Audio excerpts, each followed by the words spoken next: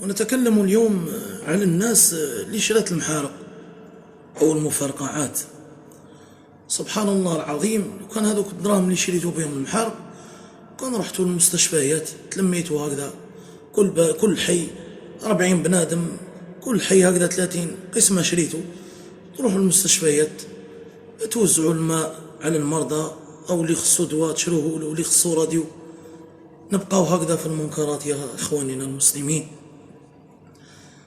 وقد قال النبي صلى الله عليه وآله وسلم: ستسأل عن المال من أين اكتسبته وفيما أنفقته.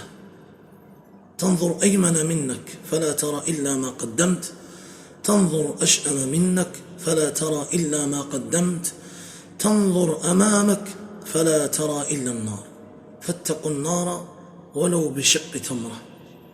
هذا الحديث روته أمنا عائشة رضي الله عنها، ومذكور في الصحيحين عند البخاري ومسلم.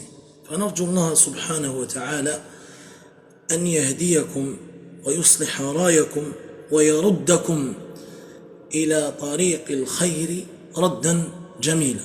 وصلى اللهم وبارك على سيدنا محمد وعلى آله وصحبه أجمعين، وآخر دعوانا أن الحمد لله رب العالمين.